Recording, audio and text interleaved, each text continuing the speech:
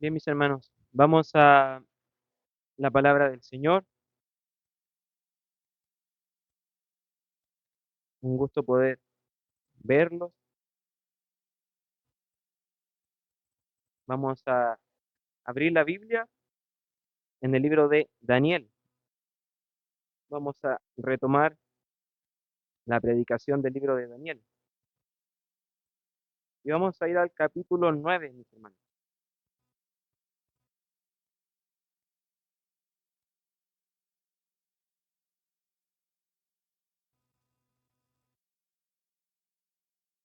Bien, capítulo 9, vamos a estar en los versos 24 al 27. 24 al 27.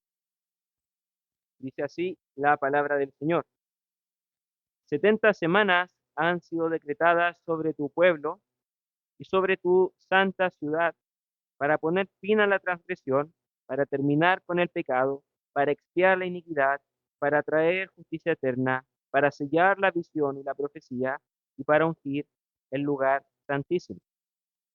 Has de saber y entender que desde la salida de la orden para restaurar y reconstruir a Jerusalén hasta el Mesías príncipe, habrá 7 semanas y 62 semanas.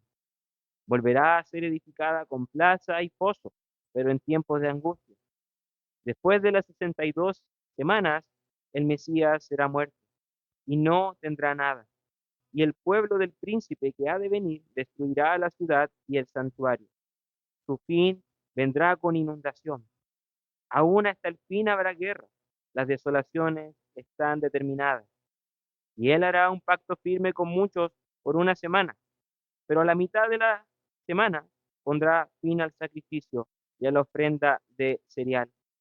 Sobre el ala de las abominaciones vendrá el desolador, hasta que una destrucción completa, la que está decretada, sea derramada sobre el desolador. Amén. Que el Señor bendiga su palabra y nos ayude, mis hermanos, a poder entenderla, ¿cierto? Poder interpretar este hermoso pasaje. Mi hermano, en la vida hay situaciones que son dolorosas, pero necesarias. Dolorosas, pero necesarias, ¿cierto?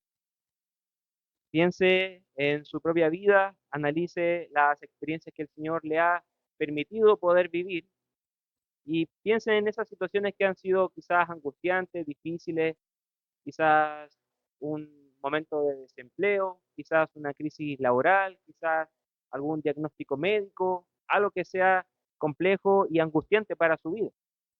Pero piense cómo esa situación finalmente redundó para bien y finalmente usted pudo ver la mano del Señor ahí. Y uno se pregunta, tal vez sin esa situación de desempleo no hubiese buscado tanto al Señor o no hubiese degustado lo que es la oración en la madrugada, incluso nunca lo había hecho, pero me pasó esta situación y el Señor me humilló y me llevó a orar, a derramarme a Él en oración. Era una situación dolorosa, pero necesaria. Piense cuando nos caemos, nos cortamos o hay una herida grande, ¿no es cierto?, en nuestro cuerpo. Antes de cubrir esa herida, lo que se recomienda es limpiar la herida. Y eso yo creo que todos lo hemos hecho y todos hemos pegado un grito al cielo porque es una situación bien dolorosa, pero también es necesaria. Yo preparando el sermón recordaba la experiencia de el abuelo de mi esposa, que se llama Zenón, es cristiano también, es creyente, ya está avanzado en edad, y él me contaba una vez que en su juventud él era, me lo describía así como un tiro al aire, él ya estaba casado, tenía su familia, sus hijos, pero él seguía viviendo como esta doble vida. El domingo era hermano y en la semana no era hermano. Y su esposa estaba muy cansada, la hermana Carmen, su esposa estaba muy cansada de esa doble vida, y ella le advierte y le dice que al Señor no le agrada esto, de que un día sí, que un día no, de que vamos a servir al Señor o vamos a servir al mundo, o sea, decídete.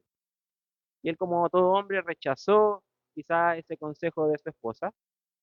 Y finalmente creo que un día sale con sus amigos, va a jugar a la pelota, toma un bus que lo llevaba, supongamos, de Santiago, terminó de jugar a la pelota y el bus lo traía de vuelta a Valparaíso Y el bus venía bajando por Santo Osa y el bus se da vuelta en Santo Osa y terminan muchas personas dentro de ese bus muriendo y perdiendo la vida. Y al abuelo de mi esposa, a Zenón, bueno, no murió, no falleció, pero él estuvo meses hospitalizado. De hecho, le dijeron a su esposa, prepárese porque el hombre no va a sobrevivir. Y finalmente Dios sí permitió que él se recuperara. Pero él se levanta o se descubre en la camisa y él tiene una cicatriz, mi hermano, desde acá hasta acá.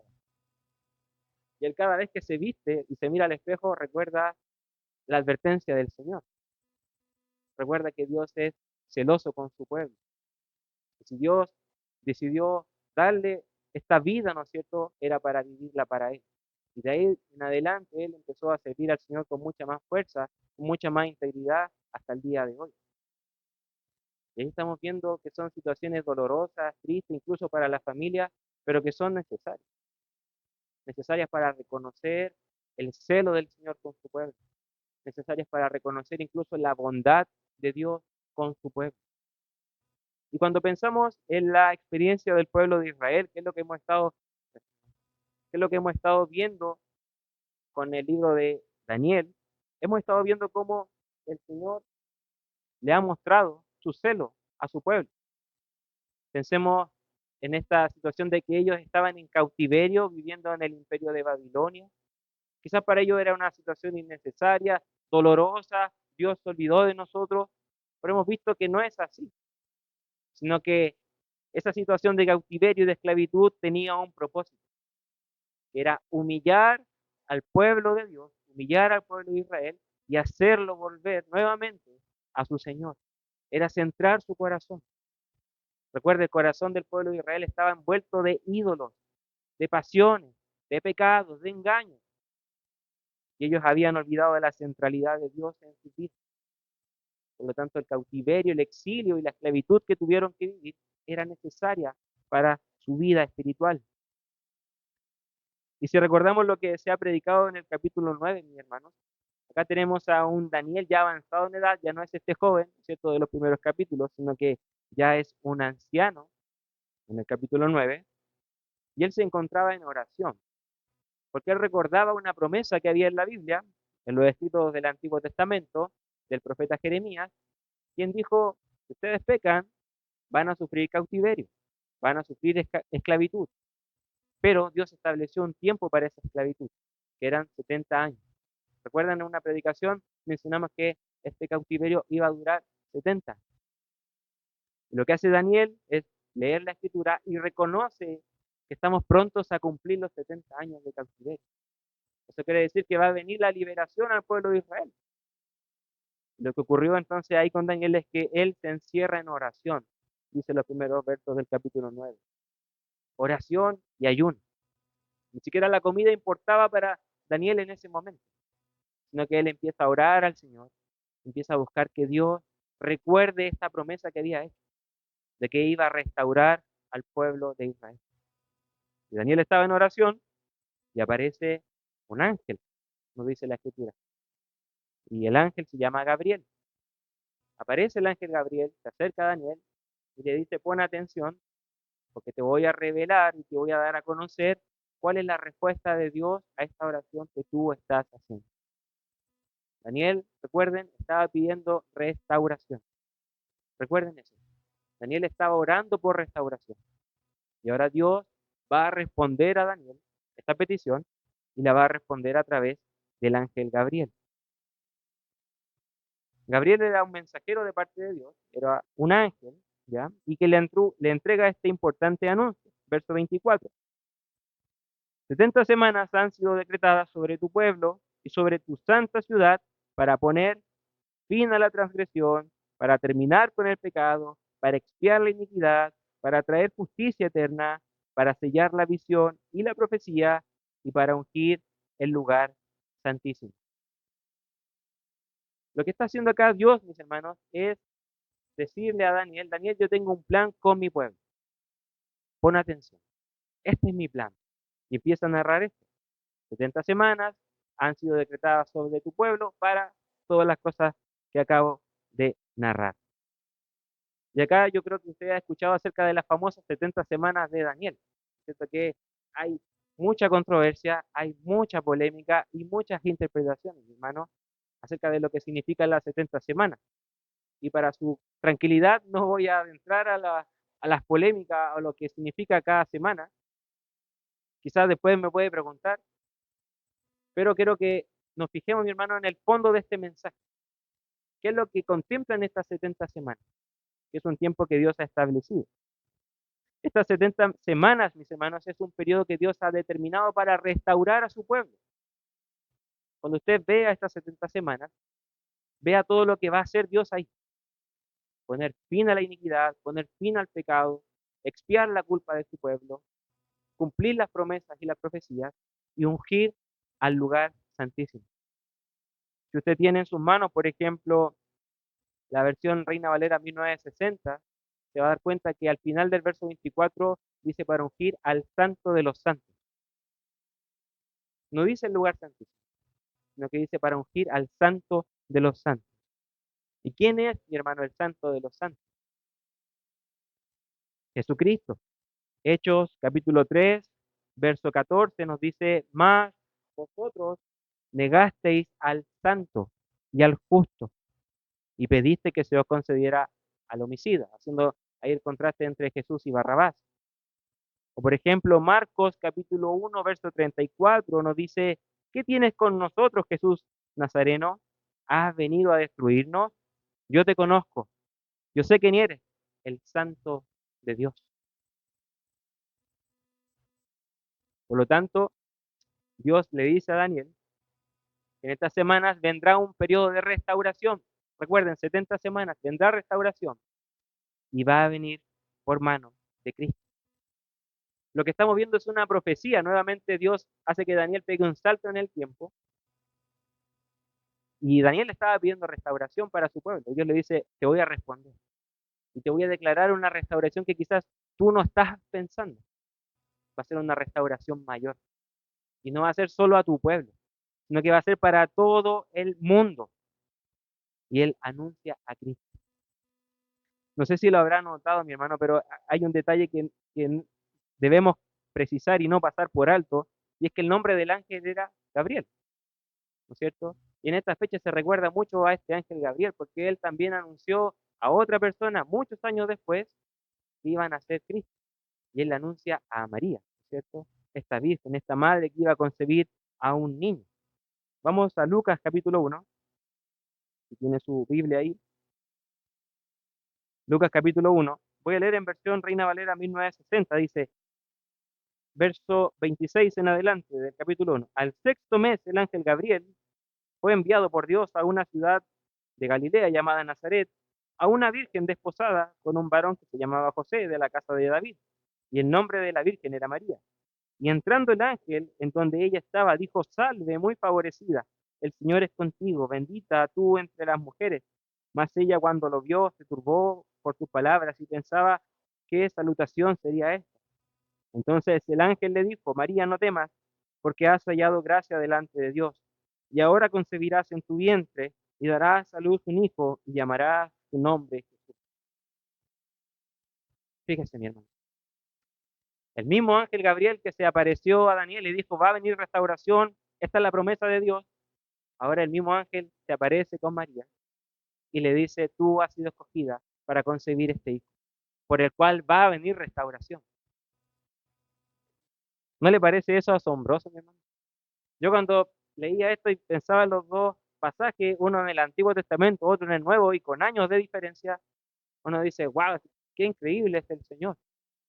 Y qué precisión tiene la palabra del Señor. Y eso a nosotros nos debe dar mucha tranquilidad, mi hermano, porque hoy en día, en un mundo que está lleno de desconfianza, si usted le pregunta a las personas, ¿usted confía en su vecino? ¿Usted confía incluso en con quién vive dentro suyo de su casa? Como que uno tiende a pensar, como que uno dice, no sé si siempre, pero a veces tengo que hacerlo, tengo que confiar, no me queda otra. O no sé si recuerda tiempos pasados donde uno decía, hermano, nos vemos el lunes a las 9 de la mañana en tal lugar. No era necesario estarle escribiendo el domingo en la tarde, hermano, vas a ir, ¿cierto? ¿Estás seguro que vas a poder?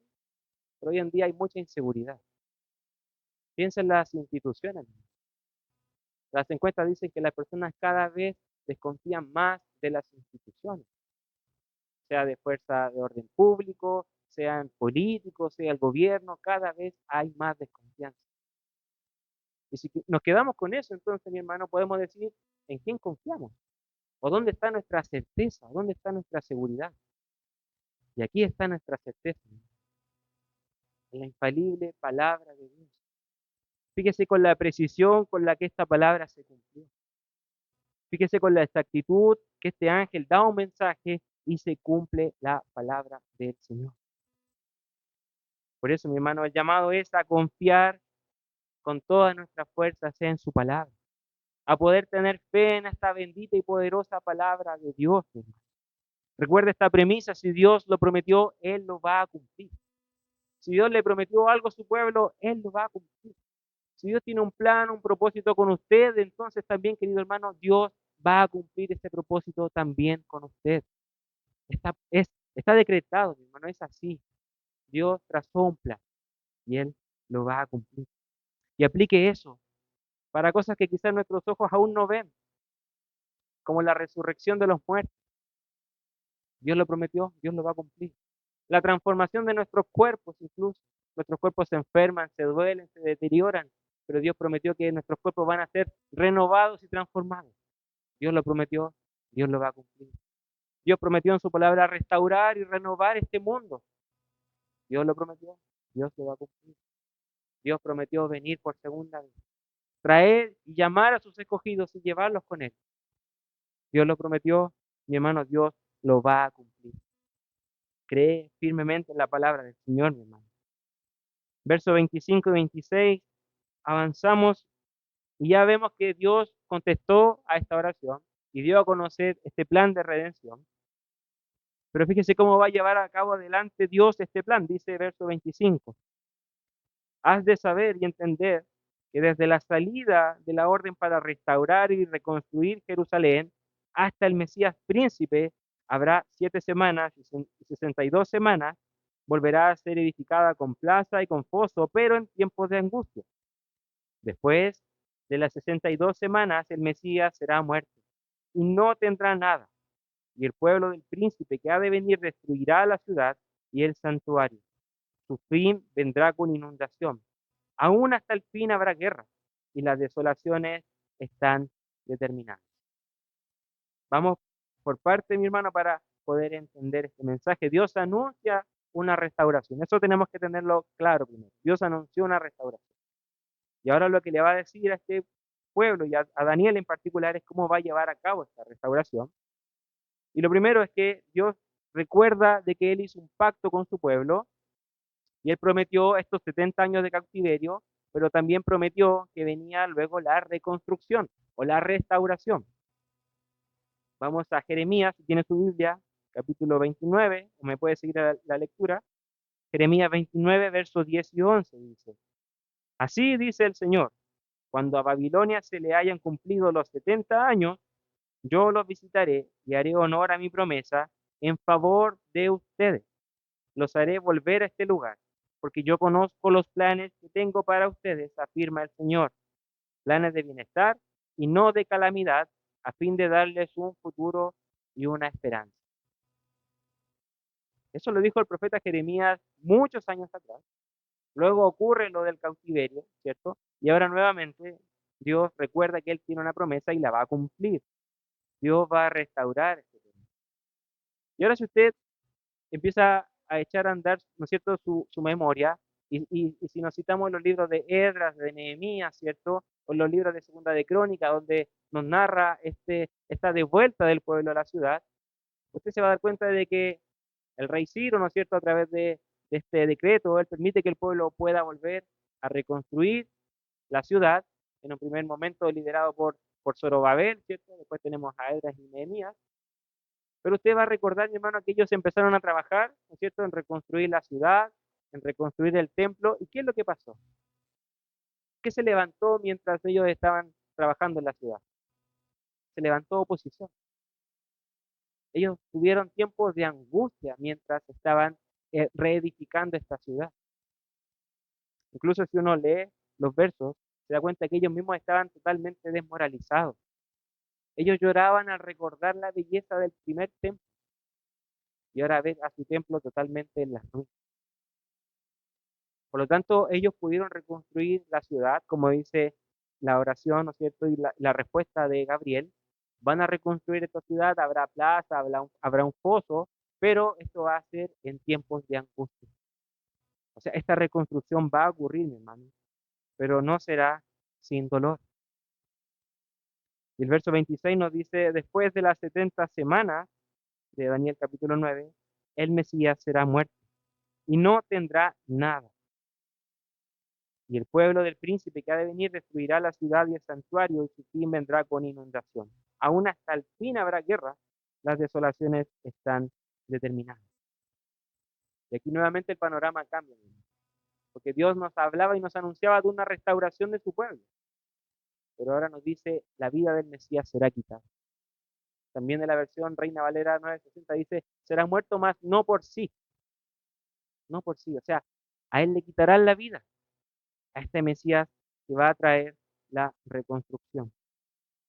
Y con esto vemos que el plan de redención de Dios con su pueblo implicaba la encarnación del Mesías, o sea, la llegada de Cristo, pero también la restauración de Dios con su pueblo implica la muerte de este Mesías. A través de su encarnación y a través de su muerte, mi querido hermano, es que Dios promete la restauración a su pueblo. Isaías 53, un verso muy famoso, versículo 5 dice, por él, por Cristo, fue herido por nuestras transgresiones, molido por nuestras iniquidades.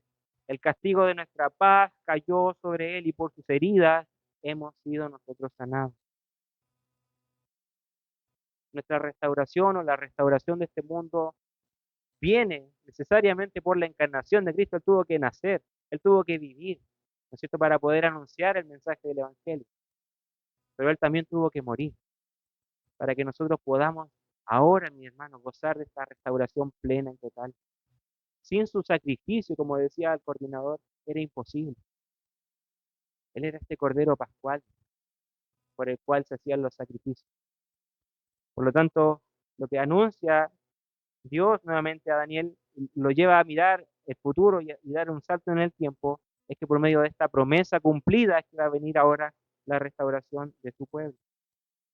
Y te das cuenta, mi hermano, cómo entonces la muerte de Cristo no fue un accidente.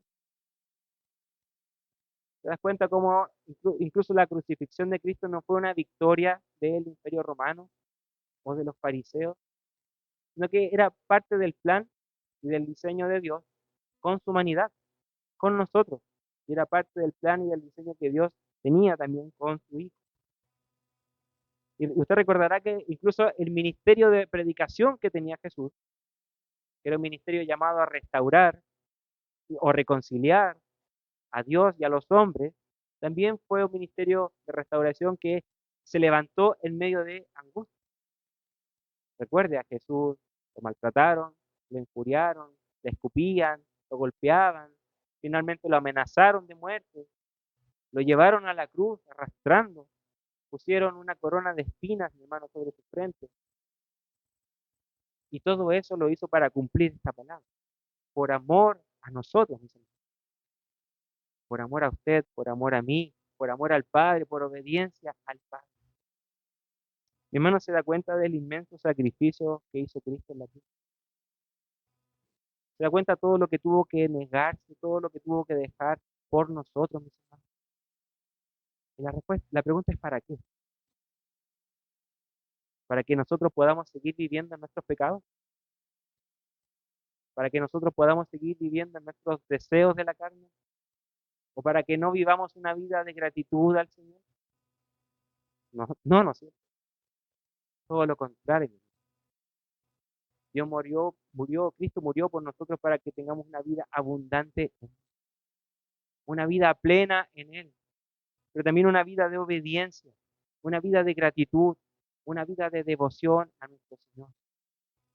Le pregunto, mi hermano, si Cristo fue capaz de dar todo por usted, ¿qué está dispuesto usted a dar por Cristo? No porque con lo que usted vaya a hacer, mi hermano, para dejarlo claro, usted va a ganar más amor del Padre o va a ganar su salvación, no como una muestra de gratitud. Si Dios, a través de Cristo, dio su vida por usted, ¿qué está dispuesto usted a darle a Cristo, mi hermano? ¿Qué áreas de su vida usted dice, estas áreas son mías, Dios no las toques, por favor? Hermano, examina tu corazón, examina tu vida y ve qué cosas aún no le has entregado a tu Señor. Mira hacia adentro y ve qué área de tu vida aún no has rendido a Cristo. Y piensa si Él lo dio todo por ti, ¿por qué no darlo todo por Él? ¿Por qué no darlo todo por nuestro Señor? Es una muestra de gratitud. Vuelvo a insistir, no es para ganar salvación, no es para ganar más amor a Él. Eso ya lo tenemos en Cristo. No, la pregunta es cómo respondemos con gratitud así. El verso 27 finalmente nos dice, y Él hará un pacto firme con muchos por una semana, pero a la mitad de la semana pondrá fin al sacrificio y a la ofrenda del cereal sobre el ala de abominación. Vendrá el desolador hasta que una destrucción completa, la que está decretada, sea derramada sobre el desolador. El verso 27 nos muestra cómo Cristo va a establecer este nuevo pacto. Él es el nuevo pacto, mi hermano, del que habla acá el ángel. En Hebreos capítulo 9, verso 15 nos dice, por eso Cristo es el mediador de un nuevo pacto, a fin de que habiendo tenido lugar una muerte para la redención de las transgresiones que se cometieron bajo el primer pacto, los que han sido llamados reciban la promesa de la herencia eterna. ¿Qué significa esto, mi hermano, del nuevo pacto? Usted recordará en el Antiguo Testamento que para que las personas puedan ser limpiadas de su maldad, ellos ¿qué debían hacer? Entregar sacrificios a Dios, ¿no es cierto? Matar animales, entregar ofrendas, prender incienso, hacer oraciones a través de estos medios, y así ellos expiaban y limpiaban su maldad.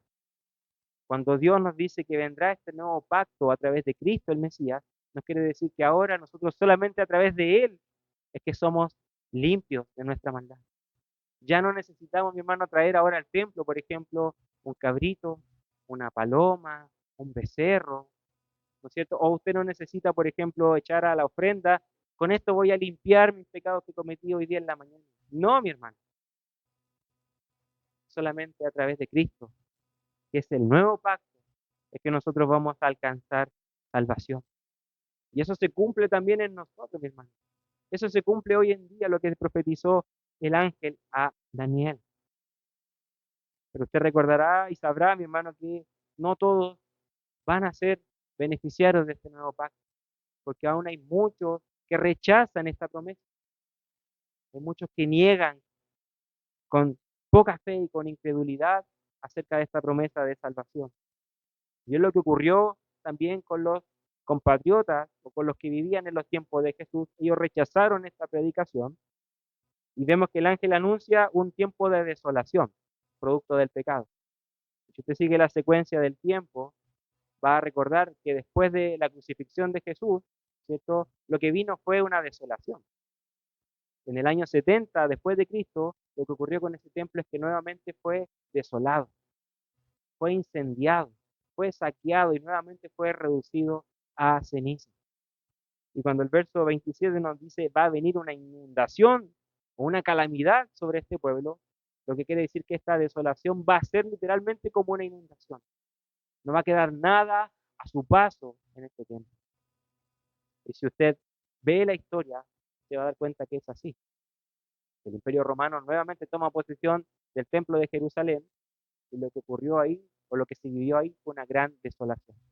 Y nuevamente su pueblo empezó a ser esparcido por todos lados. ¿Se da cuenta nuevamente, mi hermano, cómo se cumple esta revelación del ángel? ¿Se da cuenta cómo nuevamente la precisión de la palabra de Dios es totalmente certera? Y si se ha mantenido, mi hermano, atento a la predicación, usted habrá notado de que Dios tiene un plan y se lo dio a conocer a Daniel. Y el plan es cómo voy a restaurar a mi pueblo a través de Cristo, su encarnación, pero también su muerte.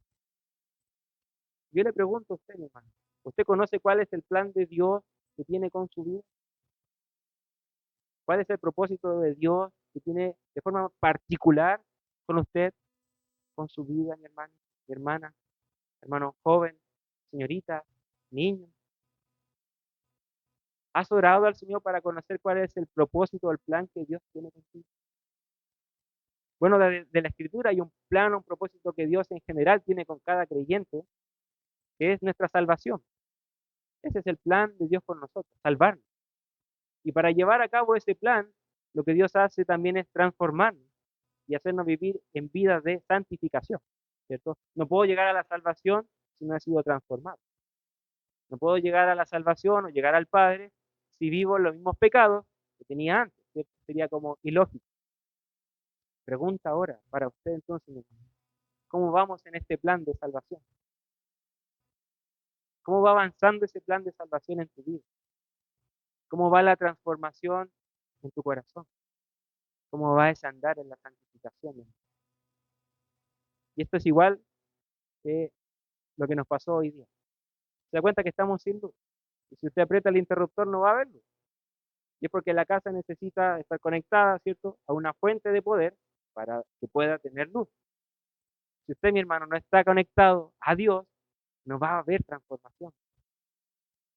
Si usted, mi hermano, no está conectado a esa fuente de poder que es Dios, no va a haber santificación. Por lo tanto, el llamado es a conectarse con Dios nuevamente, a reencantarse con la oración, a reencantarse con la lectura de la palabra. Y va a ver cómo va a producir frutos su vida, frutos de transformación, frutos de santificación. Y eso es un indicio entonces de que hay un plan de salvación con ustedes. Hay un plan de salvación.